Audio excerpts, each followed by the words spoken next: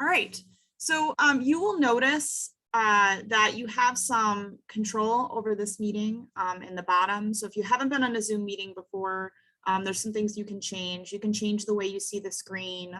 You can, turn your camera on or off. You can mute and unmute yourself. We are a small group today, so if things come up that you would like to mention, we can, have open conversation. I'm perfectly fine with that. There's also a chat in the bottom as well. And then also one of the features that we have for our Zoom is a live stream, which basically means that they will go ahead and put captions in the bottom of the screen. So if you have trouble hearing, the captions can be helpful. I will warn you though, some people find them distracting. And then some people also, well, actually everyone will notice that some of these more technical terms that we might use, the computer doesn't understand them. And so they put some weird thing in there. So just a warning, if you're going to use the transcript, that's what happens with that. So again, thank you for joining me today. I'm part of the Michigan Lakes and Streams Association, the executive director. We produce the Michigan Riparian magazine. We have a conference coming up. So we do like to do things like this in between those larger educational outreach opportunities in order to, bring some topics to you that we think you would find useful. And this is, like I said, one that we have been talking about for a long time. So often when we think about Michigan's many organizations, it starts to make this like crazy cloud in your head of all these words that you don't really understand. I know I have some people, I actually recently just got some feedback that using the acronym MLSA can be confusing to people as well. And I totally understand that. When I send emails out, I'm trying to adjust the way that I do that based on that feedback. So it can be a little bit confusing to get through all of this. So what I've chosen to do with this presentation is approach all these groups in two ways. So the first way, I approached all the groups in Michigan that you may have heard of. Maybe you've seen them written about, maybe there was a resource or a webinar that they offered, or maybe they're just a group that you should know about, or a term that a group uses that you may not be aware of.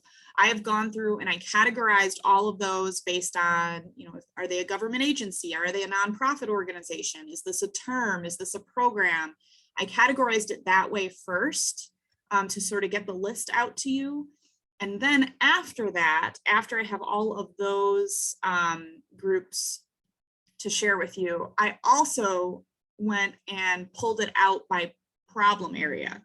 So if you have a question about aquatic invasive species, these are the different organizations and programs that you may want to engage with, that sort of thing. So, as we're going through this, just so that you're aware that that will be coming, that I do have them broken up by topic area as well. So, like I said, I started with state government agencies because I thought this would be a little bit of a softball for us. A lot of these you've probably heard of because they are such large organizations in the state and they do a lot of work. In fact, what we need them for is a very small piece of what they do overall for the state. So I started with conservation districts. I don't know if you'll see it as a acronym or not, but they're important and every county has one. They do a lot of work with education and just general conservation for each county. And a lot of times we think of conservation districts as working with farmers because they will be concerned about the use of the land in that way, because a lot of rural counties will have a lot of farmers. So that is definitely a resource I would put there at the top.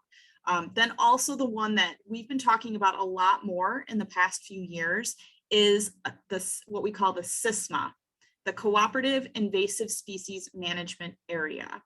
And that is a really complicated term for basically an organization that works with the conservation districts, specifically on invasive species issues. Now, the reason that we've not heard the reason that we've not heard as much about the SISMAs maybe, 5 years ago is because when they first started, they started out doing a lot of terrestrial work on the land. And so as lake and stream people, we weren't really interacting with them very much. But as time goes on, they realize that there's an opportunity there, that we do deal with invasive species. It's a little bit more difficult to deal with our invasive species than it is for the SISMAs to work with the terrestrial. I mean, somebody can call and say, look, you can see all the invasive species I have, and they go out and they take care of that area, and then it's done. So the terrestrial was easier for them to tackle, but there are a lot of SISMAs who are including crayfish remediation. So lakes that have crayfish, they hire people to go and basically hunt them. They do a lot of work with Phragmites as well. So I would certainly not count them out. My own lake association, Gravel Lake Association, had the SISMA coordinator for our area come out and talk to the Lake Association about invasive species, and they brought some samples and pictures and things to help educate the membership about what they look like. So that is a resource that I would recommend. You're probably very much aware of the DNR. They have the public access sites on our lakes, and you also may interact with the fisheries biologist, who is, there are fishery biologists who are assigned to different areas of the state, and so then you would have a fisheries biologist that you could, talk to.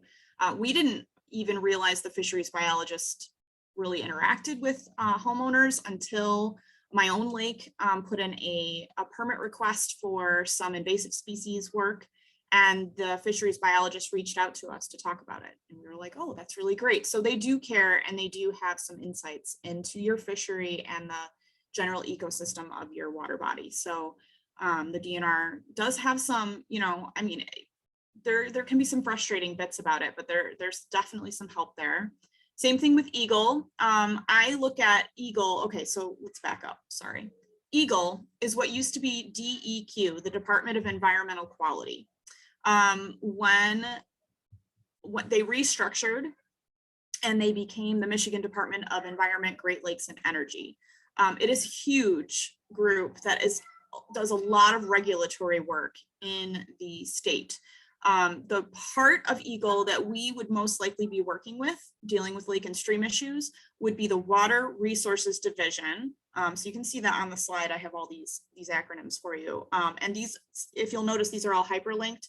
When you get this presentation from me, all these are linked. So I'm hoping that this will just be a really great resource to use in the future for anybody who needs to access these people.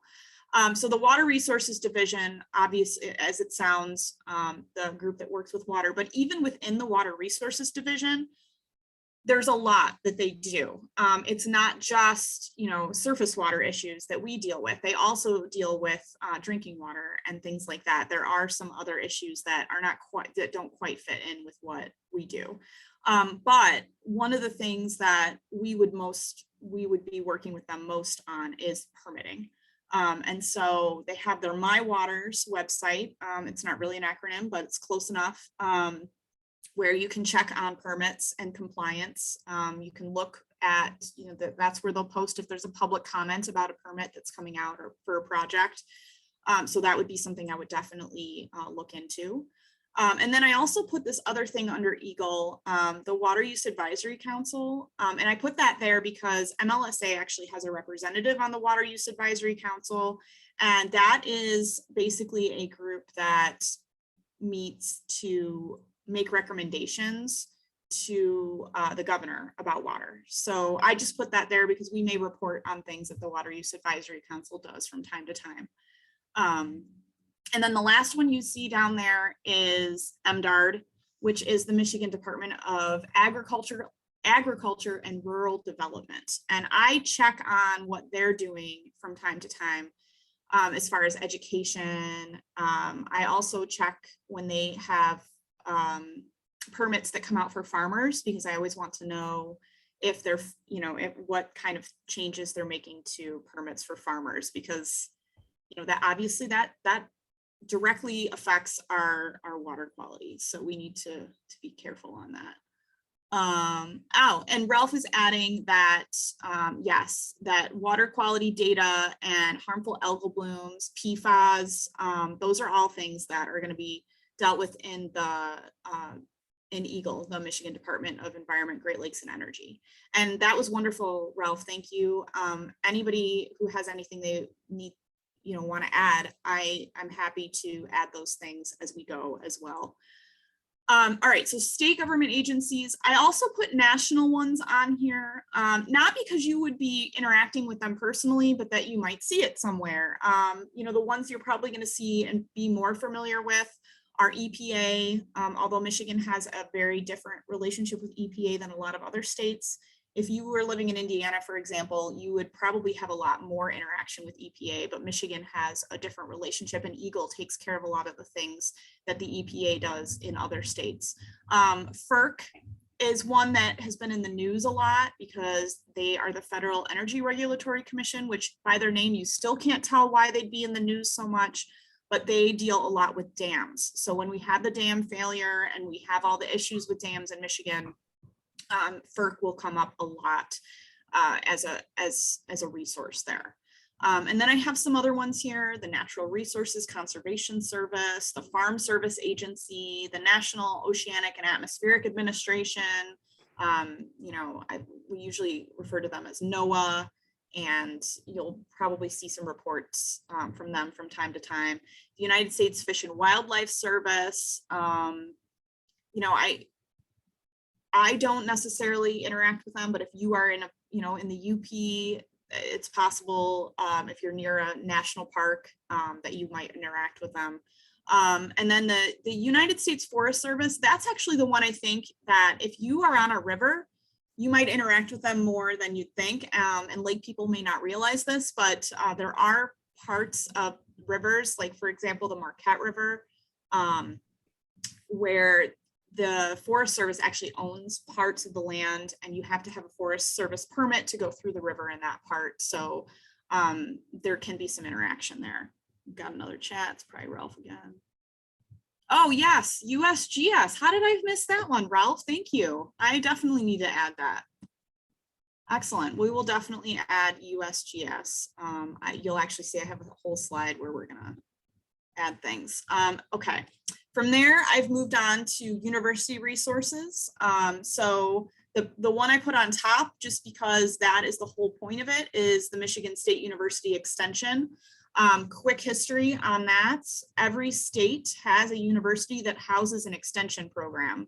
And usually when people think of the extension program, they think, oh yeah, I remember extension when I did 4-H as a kid, or they have the state fair. Yes, that's true. But there is so much more to it. There's so much more education that they provide. And if you go on their website, I mean, it's kind of amazing. It's not just water things, it's not just the Lake and Stream Leaders Institute that we work with them on. And it's not just the Intro to Lakes class that they offer that we, have been helping to promote. It's a lot of other things. It is business and finances, and I mean, there's farming too, obviously, like I mentioned before, but you can become a master gardener by going through Michigan State University Extension. So there's a lot of resources there. They also have their Institute for Water Research. So there's information that will come out of that part of MSU. And then we also have a really great resource, which I think is very under reported on, I guess. And I bring it up, and it's more I'm thinking more about it because our newest board member for Michigan Lakes and Streams Association is actually a researcher in Grand Valley State University's Annis Water Resources Institute. And so she's doing some really interesting things that, we're excited to hear about as time moves on. And then also I put, every university is going to be helpful to lakes. So if you have a university near you, I encourage you to check out their programs and see what kind of research they're doing and make a partnership with them. they may reach out to you to be doing research on your lake. North Central Michigan College, I put that one up here because they actually have a program, the Freshwater Studies program, and they place people from that program on lakes for research purposes. So I know for a fact that they would do those types of, oh, yes. Cannot forget University of Michigan. Ralph says the Institute for Fisheries Research and Pelston Lab. So yes, for sure. All the universities are very helpful, and I will definitely add that one because that's really important too. Oh, and it looks like Crystal reminds us that MSU has the Conservation Stewards Program, and that's actually a really great program as well. See, these are wonderful. I'm definitely going to be adding to this. So this resource will just grow. Okay. After that, I decided to take a break from organizations and go on to terms that use acronyms that you might see in things that we publish and things that other people publish too. Lately, we have been doing a lot of reporting on permits and contested permits going on in the state in our newsletter. And so we talk a lot about administrative law judge, and Paul Sniadecki writes those, and he likes to abbreviate that to ALJ. So I just wanted to have that one there. Other ones that are important when talking about legislation, you've got Public Act, HB for House Bill, SB for Senate Bill. A lot of times we will discuss special assessment districts, SADs, boating access site, BAS. I find that Eagle and DNR like to abbreviate boating access site to BAS in their writing. Obviously aquatic invasive species, and I even linked the website, the Eagle website on aquatic invasive species, harmful algal blooms, Eurasian water milfoil, I will sometimes see abbreviated there to EWM. PFAS, that is a class of chemicals. So there actually can be lots of different ones. There's PFAS, the one I have here, but then there's PFOS. So you may see it in different ways, but they're all the same class of chemical that we're very concerned about in the water. And then BMP is a best management practice. And I actually had to keep coming back to the slide as I was making this presentation because I kept thinking of more and more acronyms that we use. So again, this is another area where we could add a lot more information. Okay, and then I moved on to nonprofit organizations, and again, not an exhaustive list. So we definitely, I'm sure that there are a ton more that I missed, but I tried to think of the ones that Michigan Lakes and Streams Association works with the most, and also that would be related to what you are doing on your water. So I started with Michigan Lakes and Streams Association. I would not be a good executive director if I didn't mention my own organization. We also do a lot of things with the Michigan chapter of the North American Lake Management Society. We refer to them as MLSA, and they actually partner with us for one of our scholarship opportunities that we do. We provide a lake research grant to students who are working on a project that is, trying to solve a problem or find something out about lakes. And so we work with MLSA to provide that funding. Every year we do this. So they're a good partner for helping with student research. We have the Michigan Inland Lakes Partnership, not technically a nonprofit organization. So you will probably know that nonprofit organizations need to have a IRS endorsement, basically, to be a nonprofit organization. But organizations like the Michigan Inland Lakes Partnership is actually considered, it's a partnership. It's like a council. It has a fiduciary, but it's basically the coming together of other nonprofit organizations. And so in the Michigan Inland Lakes Partnership, you will find a lot of the other organizations, like McNolms is part of that. And we are part of that. And some other ones I'm going to show you on another slide are also part of that organization and get together to put together some educational opportunities for lakes. And so coming up in the fall, the Michigan Inland Lakes Partnership, we're actually planning it right now, is going to hold their convention. They do that every other year. It's going to be virtual and it's going to be in mid-September. And so that information will be coming out soon. We started working on that. We're also part of the Michigan Natural Shoreline Partnership. Again, as the name indicates, it's a partnership. And the Michigan Natural Shoreline Partnership has actually, and the Michigan Inland Lakes Partnership too, DNR, the Department of Natural Resources, Eagle, Environment, Great Lakes and Energy, all those organizations are all work together to put these partnerships together.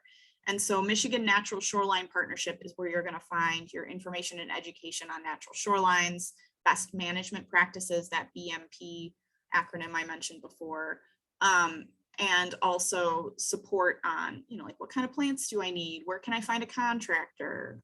Things like that. MLSA is also a member of the Michigan Environmental Council. And we bring that one up because they are very active in the state on environmental issues, especially when it comes to legislation. I go to a lot of their sessions. They were talking about the redistricting and how that affects environmental issues. They support bills and programs that are good for the environment. So we actually meet with them at least quarterly. They have there's a couple of big meetings that we do. There's one meeting where we get together with the heads of DNR, Eagle, and MDARD with Michigan Environmental Council to bring forward issues that we want the heads of those agencies to know about. And then we also meet with the Michigan Environmental Council and the Eagle Water Resources Division. And we do that quarterly, where we meet with the director of the Water Resources Division to talk about issues that are important to water. And so that is, that's been very helpful to us since we joined that organization. Okay, other ones, again, these I just used generically because there are so many different organizations throughout the state. Watershed councils, some that you may have heard of, Tip of the Mitt Watershed Council, the Huron River Watershed Council, those are two very active ones. Tip of the Mitt does a lot of trailblazing work with natural shorelines, and they're very active. They write for us in the Michigan Riparian. And then the Huron River Watershed Council is one that we partner with for our MyCore program, which is another acronym that will come up when we talk about programs. And then I also put in here Land Conservancy. They can be extreme. Both of these are, even though I wasn't able to be very specific because I didn't know where everyone was going to be coming from, both the watershed councils and the land conservancies can be extremely helpful for your lake protection. So the watershed council is going to have this very regional feel. They're going to work with stakeholders, and they're going to be concerned about best management practices to keep that watershed, the whole watershed, healthy. They're going to have a plan, and they're going to want input. And so it's really important to be involved in what they're doing because it will affect your lakes and streams, obviously, as well. And then the land conservancies do a lot of work in protecting lands from development. They can help you put in a conservation easement to help protect your land or a water body. So, I put links in there for you to be able to find the watershed councils and the land conservancies near you. And I would highly recommend knowing about them. They often have their own educational opportunities, webinars, meetings. They get together a lot of times and pull invasive species. And so there's a lot of really great resources if you are in contact with your local groups there. All right, more nonprofit organizations. Like I said, this is not exhaustive. You may have heard of the Michigan Association of Conservation Districts.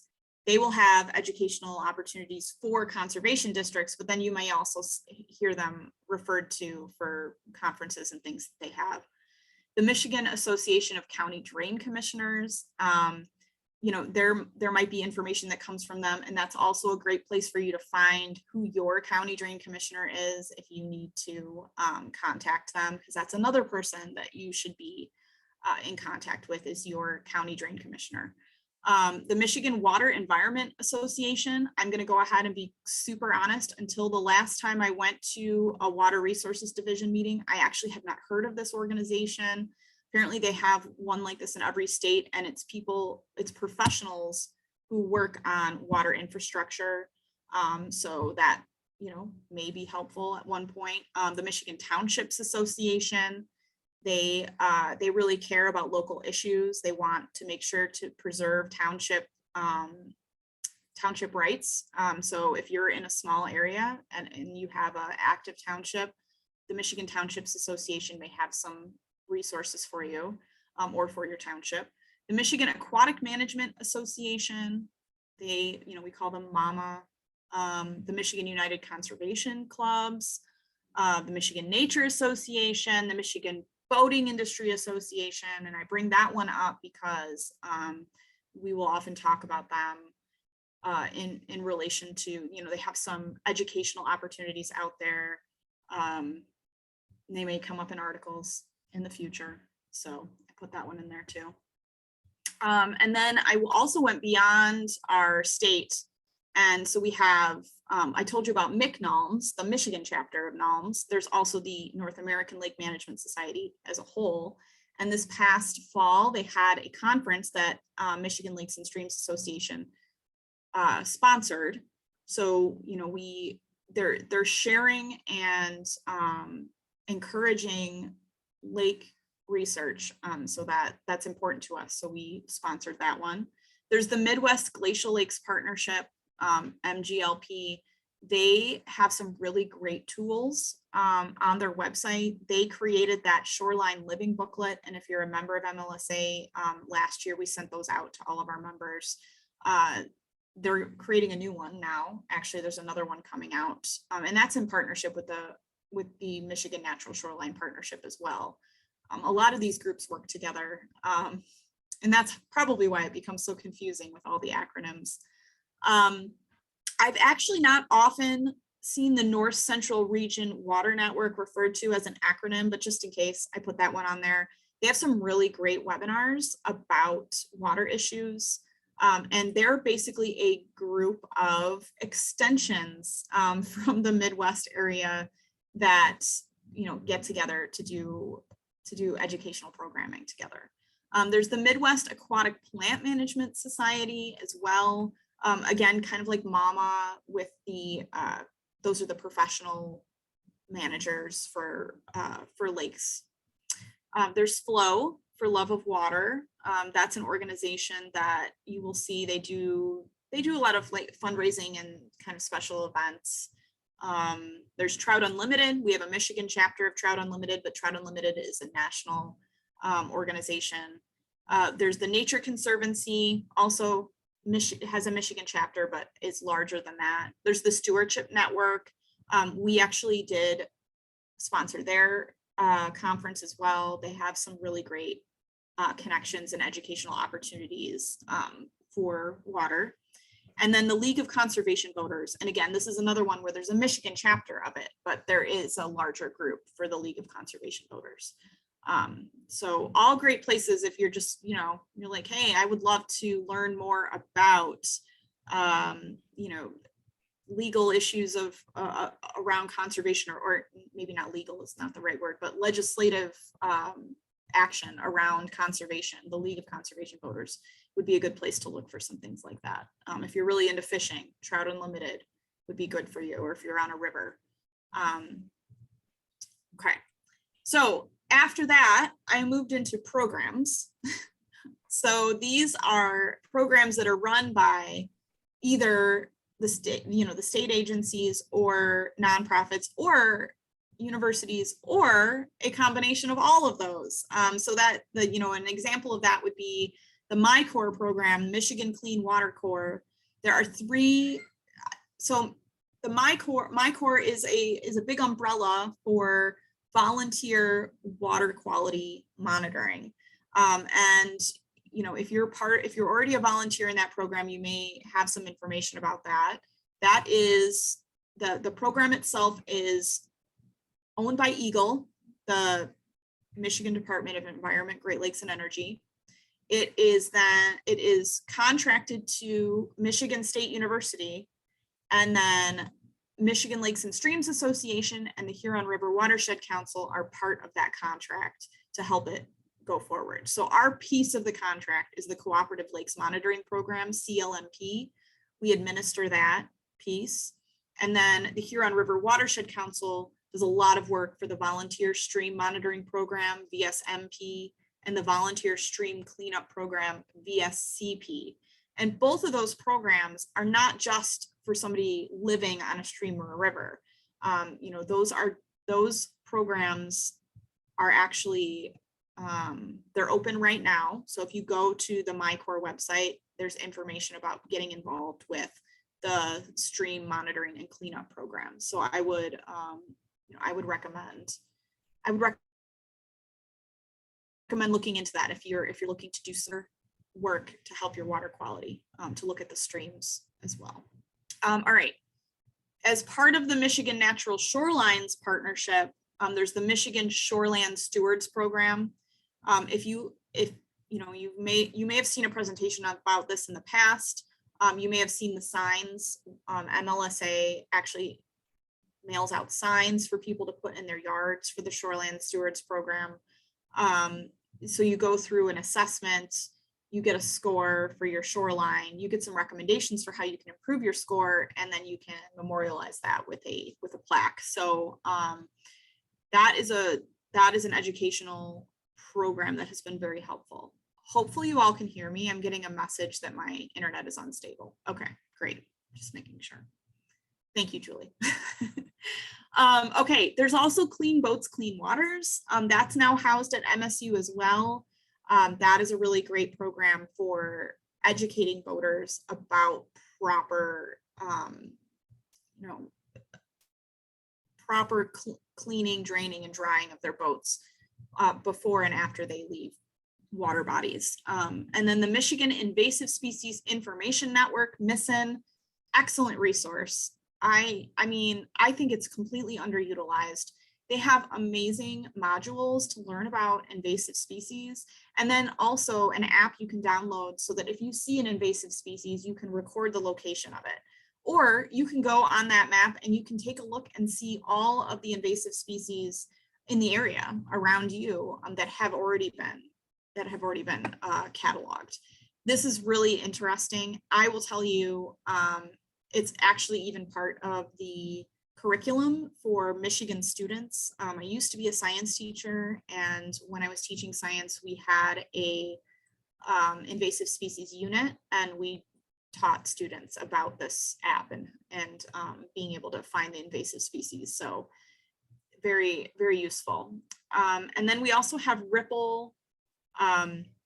So that one is really interesting. I always found that a very interesting acronym. So reducing invasive pet and plant escapes is what that stands for. And so they usually target the pet industry and people who have aquariums and pet store owners, just to make sure that pet owners understand that if they're done with their aquarium, that those plants and animals cannot go into our native systems. So that's what that one's about.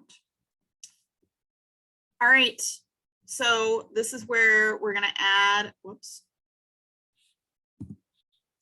this is where we're going to add USGS. And we're going to add Institute for Fisheries Research at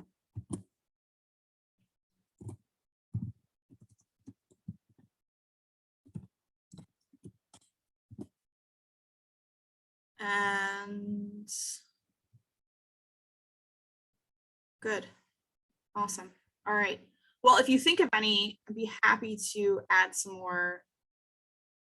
Oh, yes. Okay. That's good too. The University of Michigan Biological Station. That actually makes me think too of KBSS, which is the Kellogg Biological Station. And that's on maybe just KBS. I'm adding an S. The Kellogg Biological Station is on Gull Lake, and they also have a bird sanctuary there too, which is kind of neat as well.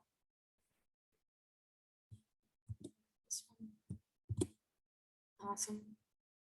Okay. Well, you know, like I did, I looked at this for days and days, and I kept adding. I asked, I reached out to Joe Lattimore at MSU. I reached out to Eric Elgin. I reached out to some people. I was like, okay, here's my list. What am I missing? And I still thought of more.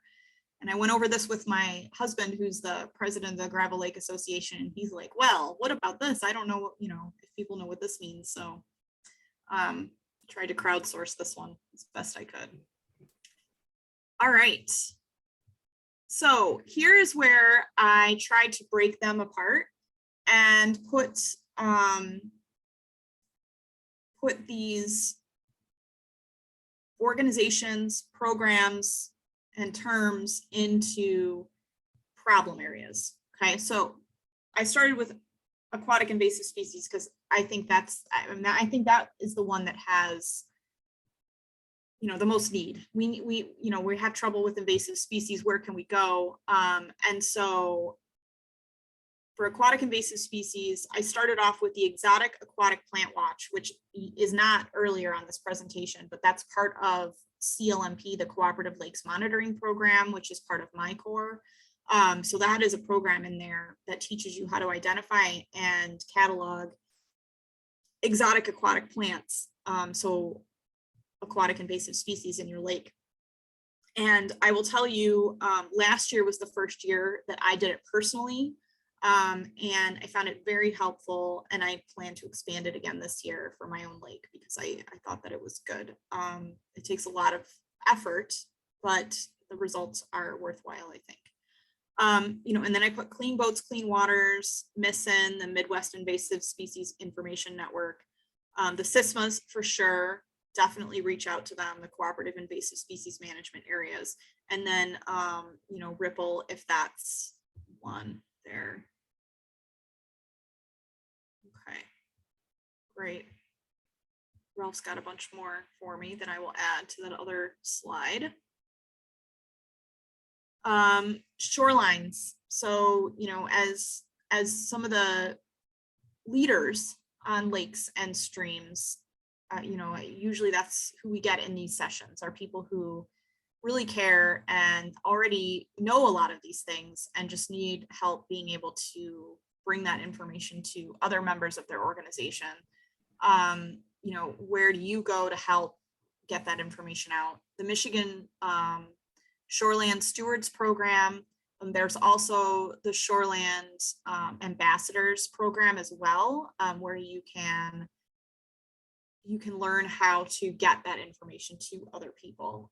So that has the Michigan Shoreland Stewards Program has expanded a bit. And there's a ton of resources on the website for getting that message to other people.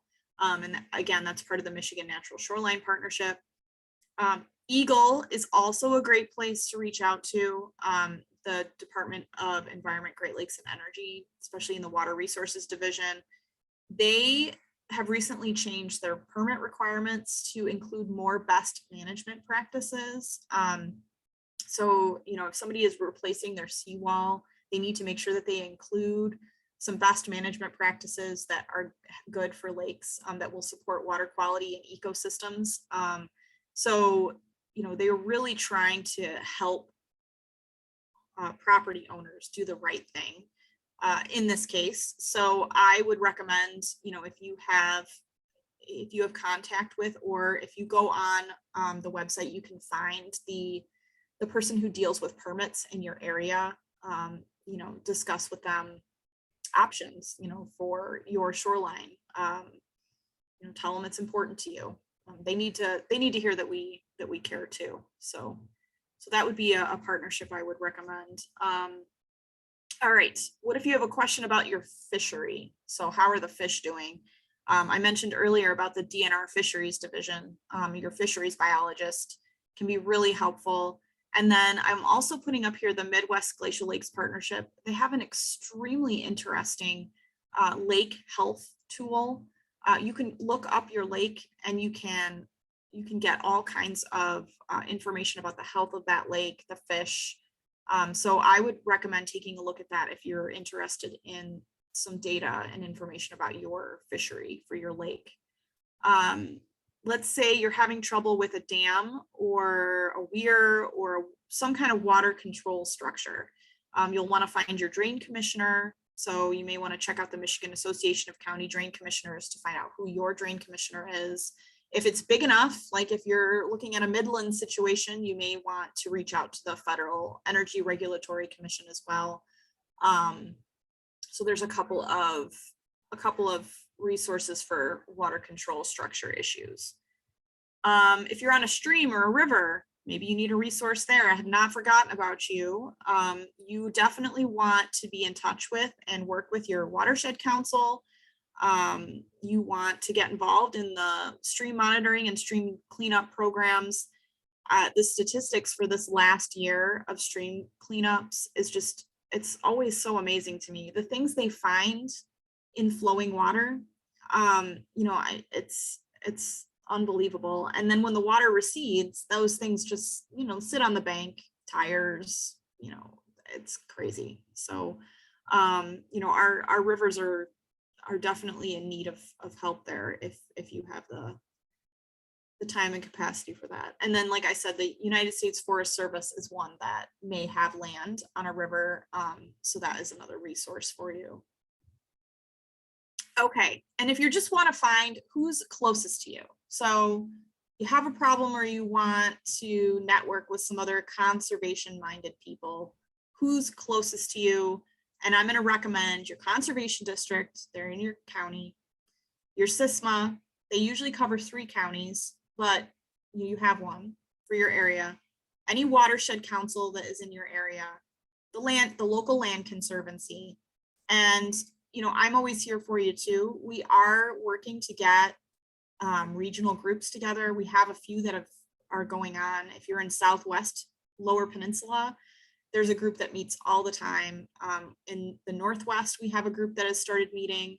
I know that in the Northeast Lower Peninsula, there's a group that has been meeting regularly. So we can get you in touch with other people in your area that can help you. So that's why I put ours on there as well, even though we're more of a statewide organization. And then just for general education, maybe you just really like going to webinars and learning new things about lakes.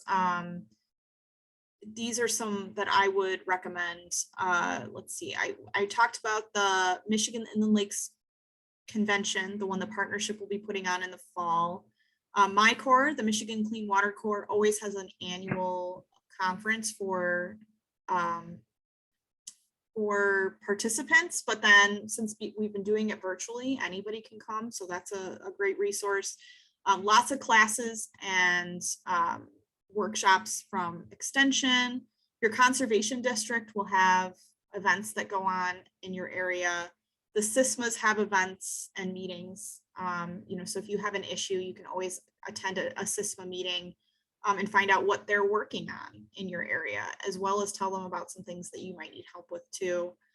The Michigan Natural Shoreline Partnership has, and COVID has stopped a lot of the in-person trainings and things, but they are still doing a contractor training this spring. And there will be, I think in the works right now is an online module, maybe similar to Intro to Lakes, but I don't know if it's as interactive. It's more like self-paced, a self-paced way to do the shoreland stewards. So I know that that's something that they're looking into as well. Watershed councils have tons of educational outreach things, And then the Midwest Glacial Lakes Partnership does a webinar series as well. I mean, I could go on and on. Maine Lakes, even though they're on the East Coast, they have an excellent webinar series that they do. New Hampshire Lakes does webinars. I follow Wisconsin a lot because they come out with a lot of resources as well. So, you know, not to overwhelm you, but there's a lot of educational opportunities out there. Yeah, so Chris asks if this presentation will be available online. Yes, and as I said earlier, all of these are all hyperlinks, so you can go and you can click on them. I will put the link to the presentation in the chat again if you missed it from earlier. And actually, now would be a great time if you have things that you would like resources for. So if you have a topic that I didn't cover that is important to you, you know, let me know what I should add in there.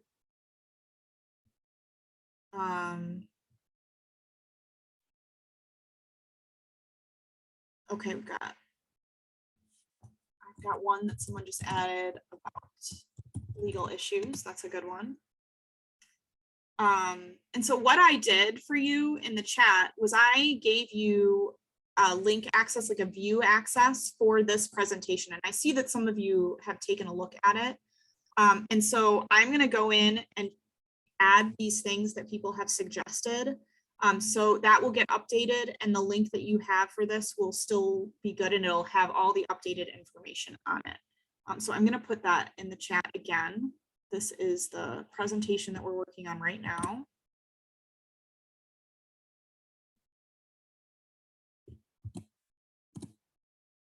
All right, lakes of a certain size. Okay, I'm going to put that.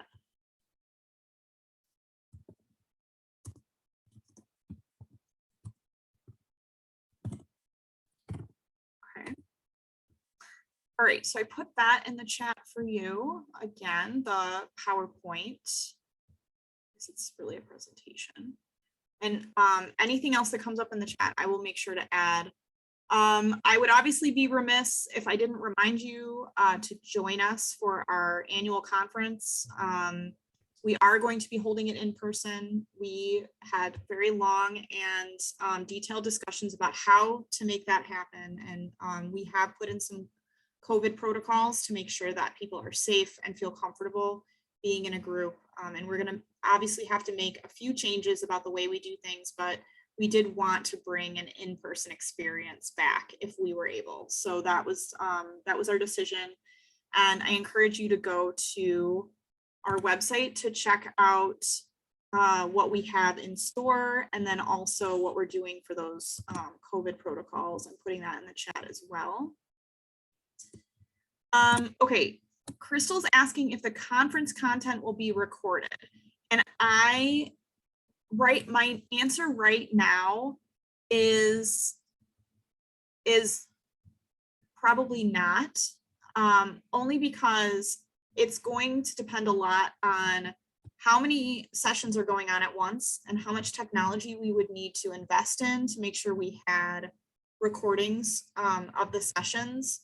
I tried recording a couple of years ago, and the recordings didn't turn out very well and you couldn't hear. So I would definitely need to make some upgrades to that. But that is something we discussed. So if I have a breakthrough and I can figure out how to do it, I might do some recordings. I might also, you know, maybe it'd be a limited amount of the presentations or something, but it's something that we are discussing. I just haven't quite figured out how to do it so that it will look good enough that someone would want to watch it. So, but that's a good question. And yeah, so I just, you know, I thank you all for coming. I don't know how I did on time. I guess I'm just kind of right on time.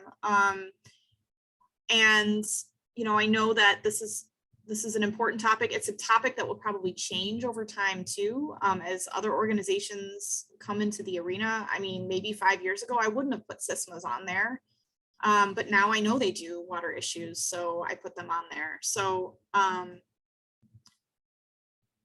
you know, we'll keep trying to keep you informed about these organizations and how they can help you. I would be happy to take any other questions. I am gonna put, I don't know if you noticed these word clouds I made, but they're kind of fun.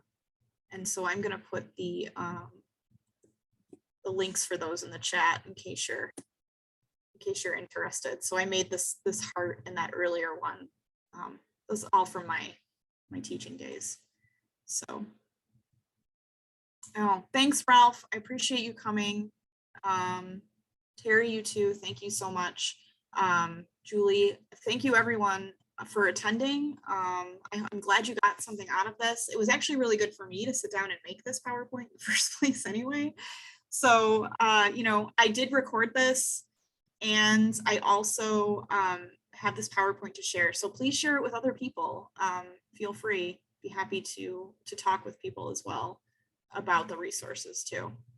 So yeah, have a wonderful day. Enjoy your Saturday. Hopefully it's not too cold.